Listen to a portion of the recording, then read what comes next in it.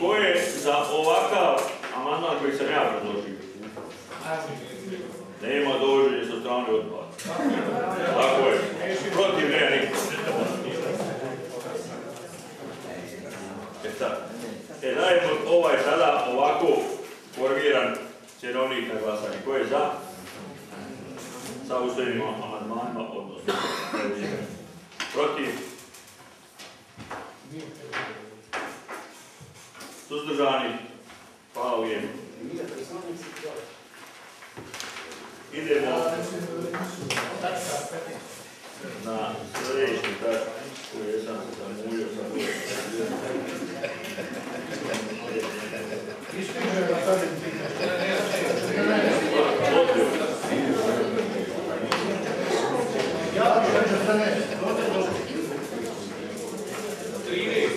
prijedlog odluke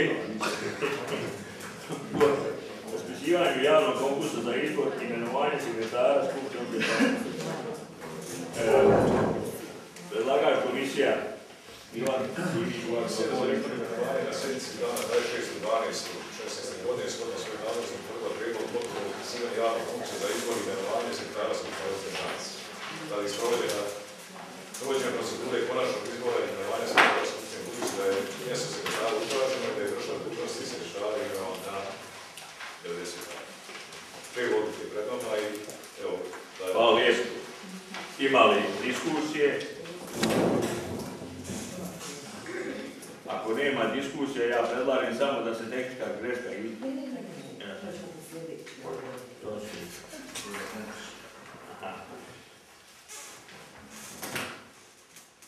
Ko je za? Protiv? Suzdržani? Hvala lijepo. Prijedlog odluke o dopuni odluke o komunalnim taksama. Ima li diskusije? Predlagači su nas klubovi odbornika. Mi predlažemo sad da se ovdje ispravi amandman. Komisija za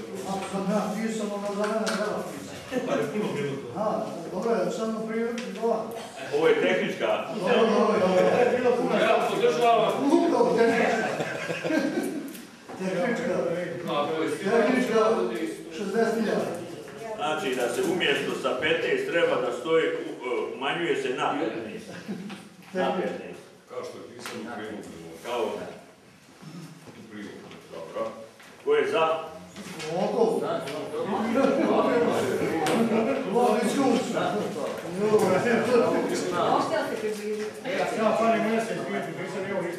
Molim vas da se prijavljujete za diskusiju, a nekad ja dam na glasanje da...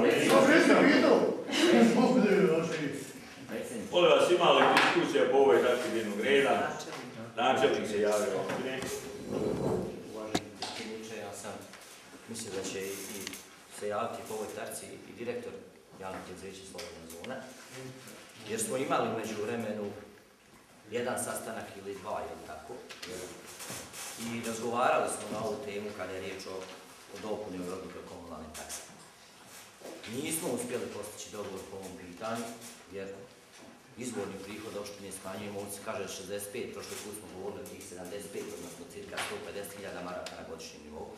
Vidim da ovdje ima jedan revidirani prijedlog koji se odnosi sad na 15%, a ne na 30%.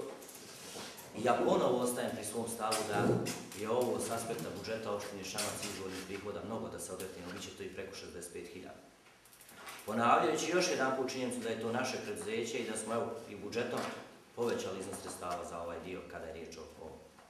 Drugo, vi ste imali malo prije budžet koji smo usvojili, gdje smo mi predvidjeli, nemajući u vidu ovu izmjenu i dopunu odluke, da za komunalne takse naknad od ukupno 526.000 maraka planiranih 150 samo po osnovu ove komunalne takse. Šta to sad znači? Da će ovi 150 biti smanjeni za ovih 65.000 koji naknad donosu?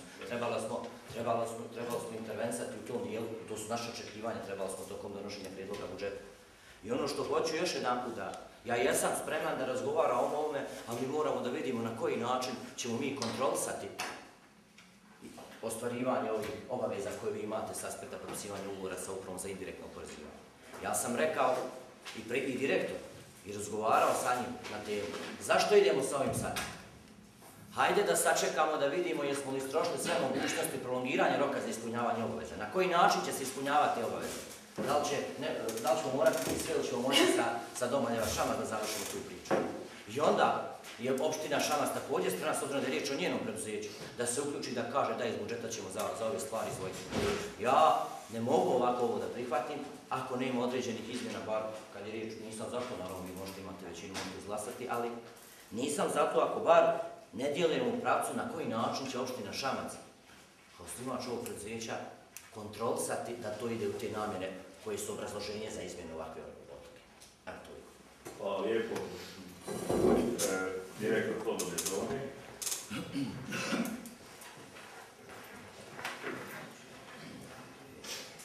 Htio sam jedno pojašnjenje. Kada je u pitanju ukidanje ovih 15% takse, to je za asfaltiranje, za kolsku vagu i za ono što nam je uprava za indirektno oporezivanje. To uopšte nema veze sa onih 150.000 maraka koji ste vi naveli da ste povećali.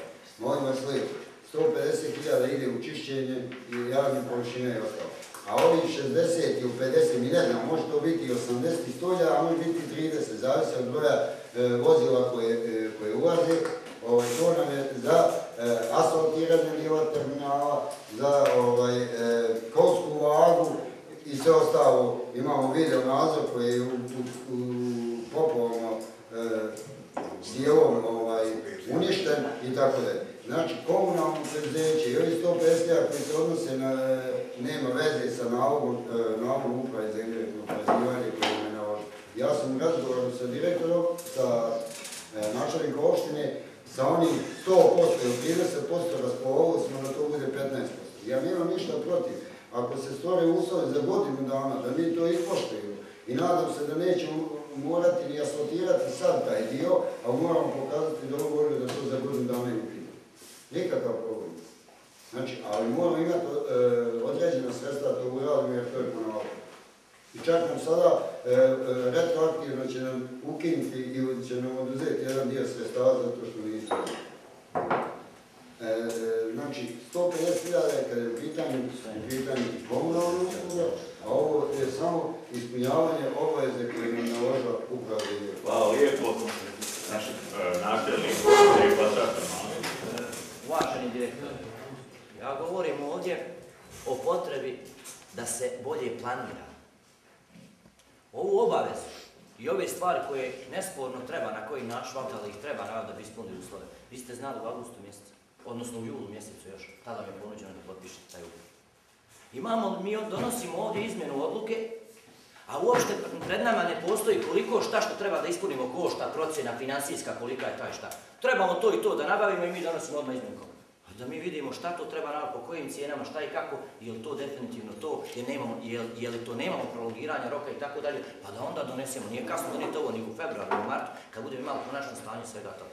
Kad sam govorio o 150.000, govorio sam o onome što je planirano, ne s aspekta 150.000 maraka što smo odvojili za komunalno, nego govorim s aspekta onog što mi očekujemo da prihoda naplatimo po osnovu komunalne takse za korištenje prostora parkiranja, ono što smo planirali 150.000. Dakle, evo sad je evidentno da odmah ono što smo planirali u budžetu nećemo moći realizovati. O tome ja govorim. Hvala lijepo.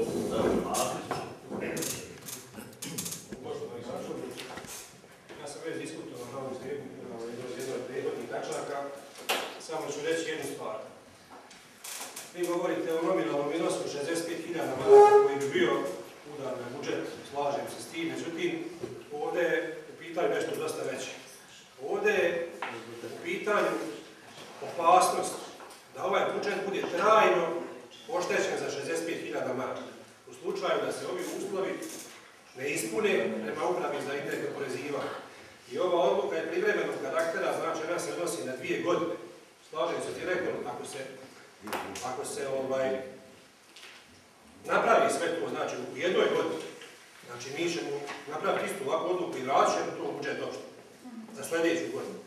Ali ovim se rizikuje znači trajno 65.000, odnosno 130.000 maraka, ili ne znam ja. I plus toga, znači neko mora preuzeti odgovornost nakon toga, to ćete biti vi načelniče, ako tamo 100-tinjak radnika ostane bez posla. Ne radi se o radnicima samo slobodne zone, radi se o 20-ak špedicija tamo i svih ostalih pratećih tamo sadržaja koji postoje. Sami vidite. Hvala lijepo. Može. Pošto se uvaženi odbornik mene vratio. Načelnik uvijek može. Hvala Đura, predsjedniče Skupštine. Uvaženi odborniče, kažete odgovornost. Ja se bojim da ste malo preračunali sve svoje izdatke tamo. I po 100. put danas govorimo o potrebi da finansiramo komunalnu Ja govorim o odboru.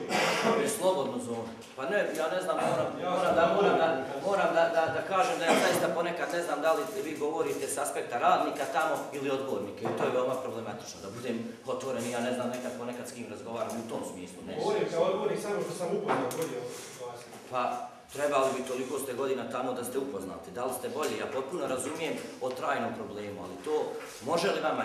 Jeste li vi spremni da mi sad donesemo odluku i da se evo prihvatimo ovo? Jeste li vi spremni preuzeti odgovornost aspekta tamo funkcionisanja dalje i odnosa sa upravom za indirektno oporezivanje? Hoće li to načelnik biti odgovoran za to? To je smiješna priča. Hajde ljudi. I to problem nije koji se vrti mjesec ili dva tamo, je li tako? To nije za mene pitanje. Pa ne, kažem, to nije problem koji se vrti dugo godina tamo. Ali ljudi, moramo malo racionalizati troškovi i sav odnos prema svem tom, o tom ja govorim. I drugo, niste mi odgovorili konkretno na ono što sam pitao, ne vas, nego direktora. Imamo li mi ovdje na papiru crno-bijelo, to i to treba uraditi, iznos je taj i taj za to i to.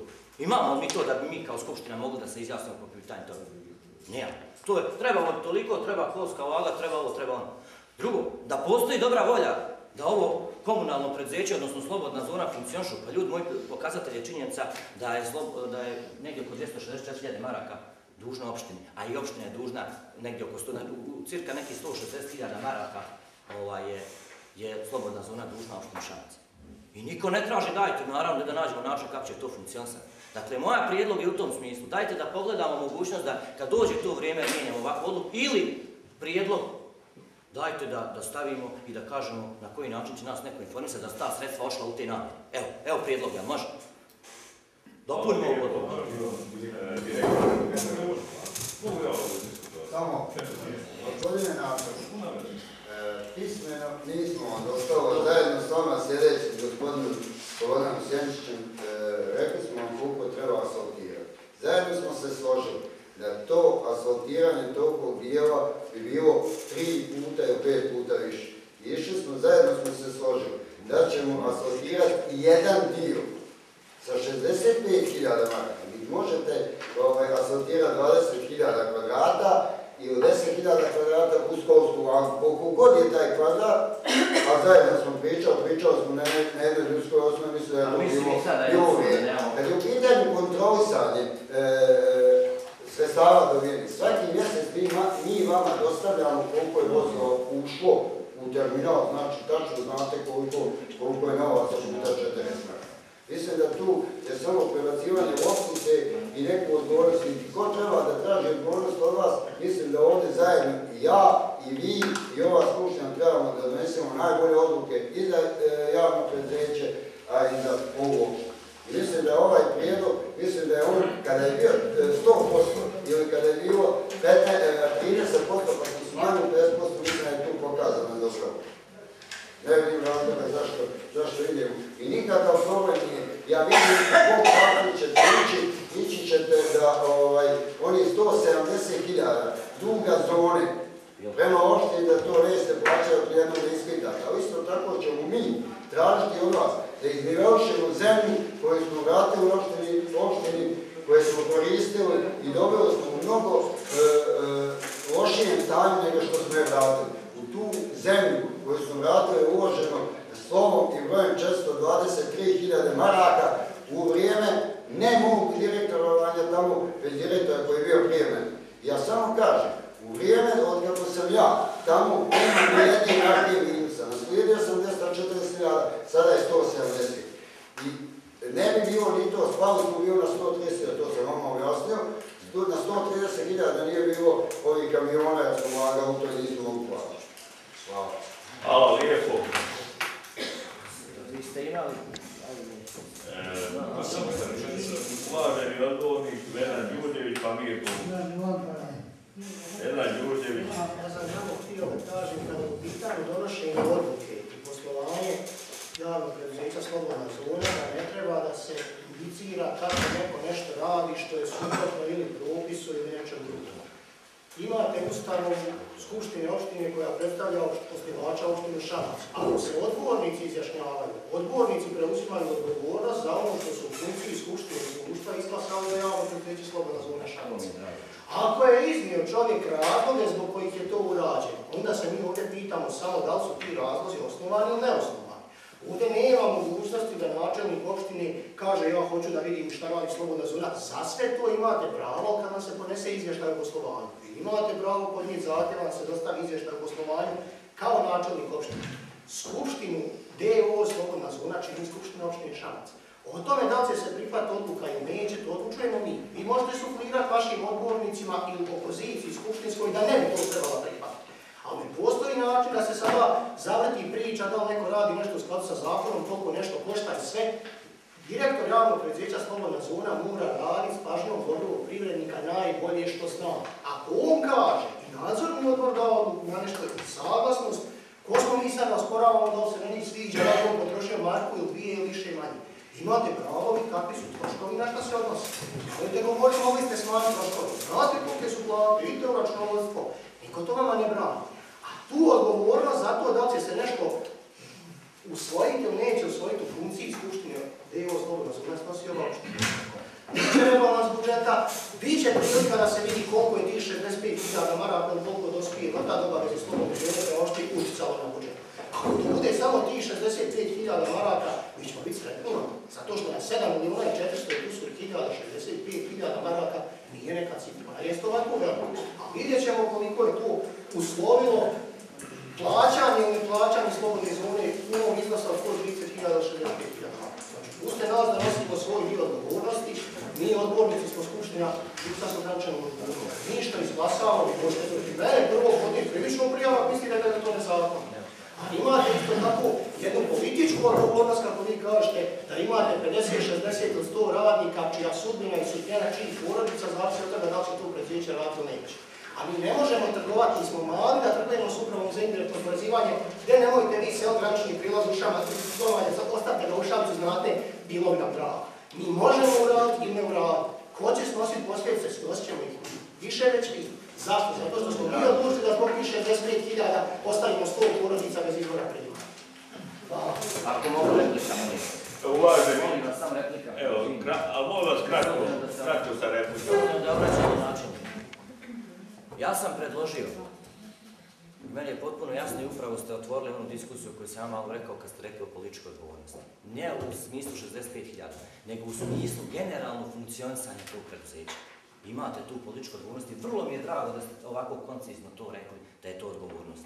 I onda nemojte načelnika opštine sutra prozivati za bilo kakav otpust radnika, 50, 60 manje i tako dalje. I ponovit ću još jednu, cilj je da postoji preduzeće, ali da se to malo ljudi normalnu priču pričamo oko toga. Moj prijedlog ide u pravcu. Ako se opština Šamac odriče svojih izvornih prihoda, da imamo ne izvještaj koliko, nego izvještaj u šta su utrošena ta sredstva od tih 65.000. O tome ja govorim. Hvala. Da bude sastavni dio odluke.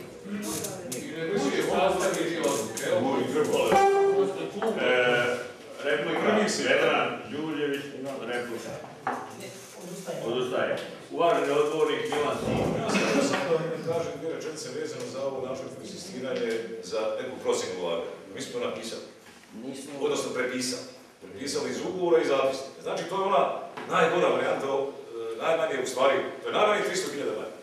E sad, ako vi i direktor preduzeća uradite ono što bi trebalo uraditi, naravno uz pomoć svih nas, da relaksirate rokove i relaksirate odnose prvo između uprave i zone i unutar državnog terminala. Ako se uspije dogovoriti da te troškove, odnosno ulaganje, podijeli i jedan i drugi državni terminal, mislim na onaj federalni dio, na osnovu Domarevac. Tek bi onda moglo pomoći, znači tek bi onda moglo pomoći ovih 65.000 puta 2 na 2. Razumijem? Znači ovo je najmanje ono što bi mogli imati, od Ustava se relaksiraju te stvari iz ugovora, pogotovo iz zapisnika, ili pogotovo iz onog drugog zapisnika koji je napravio onaj šef carinske ispostave. Znači ovo je neki minimum da imamo osnovu za neko dogovaranje s njima. Kažu, evo, moće se investirati na toliko i to, ali pod Ustavom da se relaksiraju ove stvari koje sam govorio. A izvještavanje je to sasvim normalna stvar. Hvala lijepo, dobro što ste stavili. Hvala lijepo. Ima li još diskusije? Mislim da smo mi to iscrpili. Ovako, Krste, se zapisuje sve jasno. Uvari odgovornik Mirko Lukić se javio.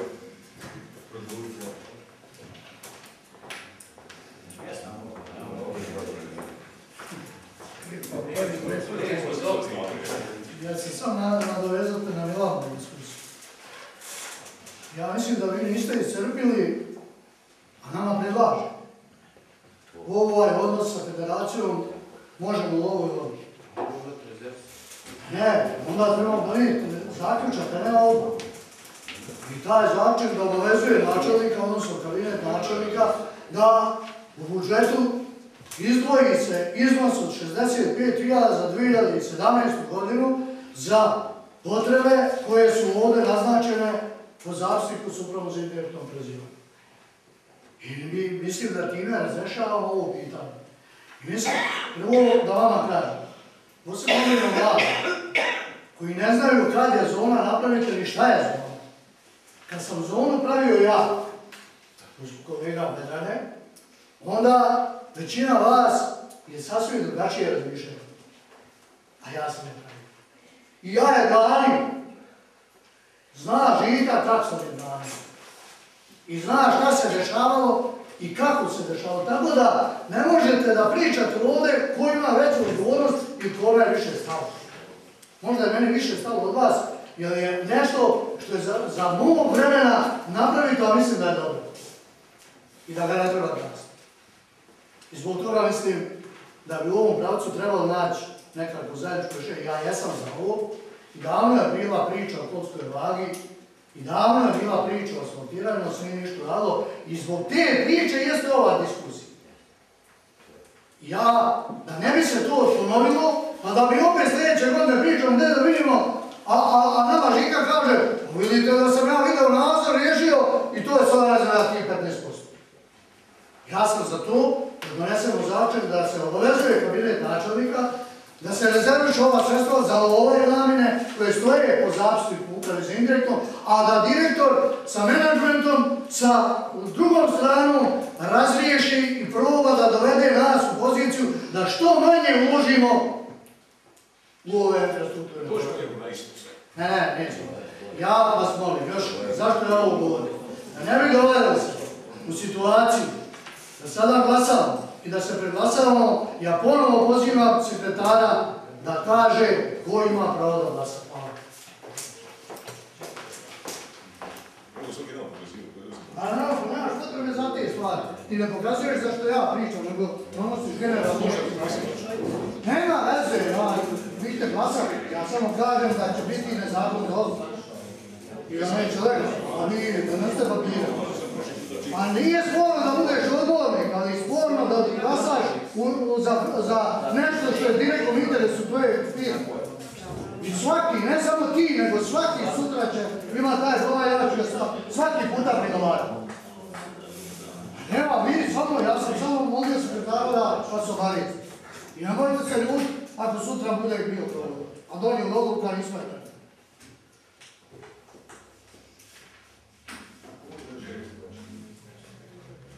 Mogu prisjeći. O kojim mi razvamo 65.000 morali, mogu biti 40 i 100. Znači, zavisi od koja vozila koja. Sa tih 65, nek su 65.000, mi ne možemo uraditi ni trećinu poslova koje su nam upravo naložene. Zato smo tražili 100%. Zajedno s vama način. Dogovorili smo se da ćemo zajedno i otići tražiti da se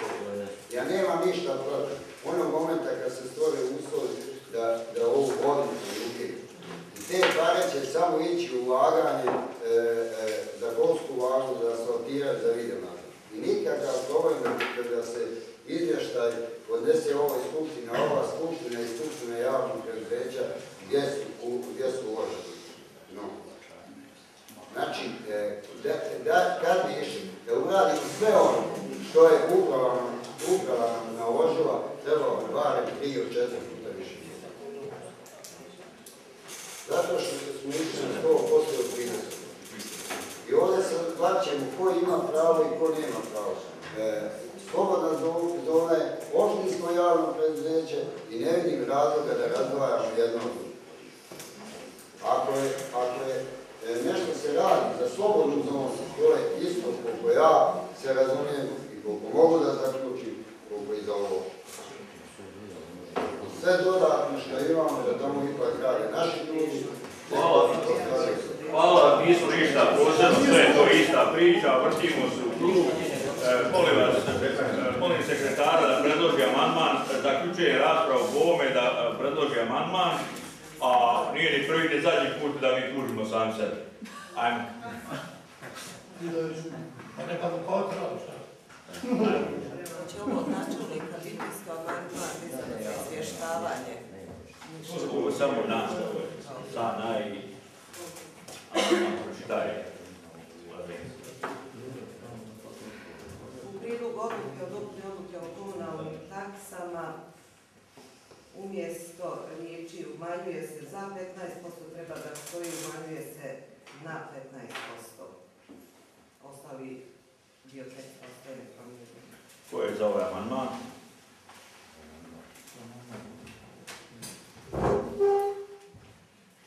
Ko je za ovu odluku? Ima li protiv? Uzdržani nema. Ko je za odluku?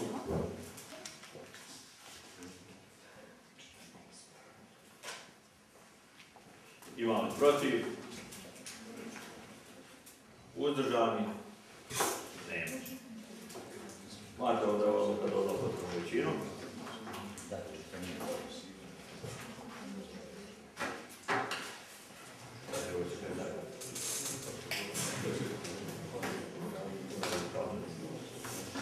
Izvještaj o radu Odbora za žalbe opštine Šabac za 2016.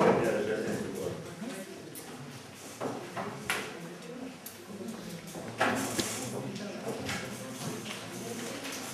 Ponovno koristim priliku da vas sve pozdravim kao ovaj izvještaj potpisnika bivši predsjednik Odbora za žalbe opštine Šabac, obzirom da sam prije konstitutivne sjednice Skupštine opštine Šabac prije verifikovanja mog mandata podnio na pozivu ostavku zato što sam smatrao da bi obavljanje mandata odbornika u Skupštini opštine Šabac mogu doći u koliziju sa obavljanjem predsjednika Odbora za žalbe opštine Šabac, obzirom da je u skladu sa poslovnikom Odbora za žalbe opštine Šabac, Odbor za žalbe, odnosno predsjednik Odbora za žalbe obavezan Skupštine na usvajanje podnijeti izvještaj o radu Odbora za žalbe jednom godišnje. Da se ne bi desila sam glasao nečeg što ja sačinjavam, ja sam iz tih razloga podnio ostavku na mjesto predsjednika Odbora za žalbe opštine Šabac. Razlog zbog koga sam podnio izvještaj o radu Odbora za žalbe opštine Šabac prije podnošenja opoziva ostavke je taj što je članom 10 poslovnika o radu Odbora za žalbe opštine Šabac predviđeno da Odbor za žalbe opštine Šabac podnosi izvještaj o radu Skupštine opštine Šabac najmanje jednom godišnje. Da ne bi došlo do vremenskog vakuma između podnošenja moje ostavke i preuzimanja odnosno imenovanja nekog trećeg lica na mjesto predsjednika Odbora za žalbe opštine Šabac, ja sam izvještaj o radu Odbora za žalbe sačinio prije podnošenja ostavke umjesto predsjednika Odbora za žalbe. Tokom 2016. godine Odbor za žalbe opštine Šabac održao je 2 sjednice po žalbama lica koja su podnosila žalbe Odboru za žalbe na rješavanje. Radi se o 2 žalbe istog lica, Kajtije Zmirka, sina Slata iz Šamca. Nakon podnošenja prve žalbe Odboru za žalbe opštine Šabac, na odluku načelnika opštine o izboru kandidata za upražnjeno radno mjesto viši stručni saradnik za izbjeglice nacionalne liste je razračio projekat održivog povratka 29.9.2016. godine. Odbor za žalbe opštine Šabac je održao svoju sjednicu i kontinuirano je poništio odluku načelnika, usvojio žalbu žalioca i poništio odluku načelnika opštine i vratio predmet na ponovni postupak predloživanja. Nakon što je donesena druga odluka načelnika opštine, ponovo isti žalilac Kajtije Zmirka, sin Slata podnio žalbu Odboru za žalbe na rješavanje.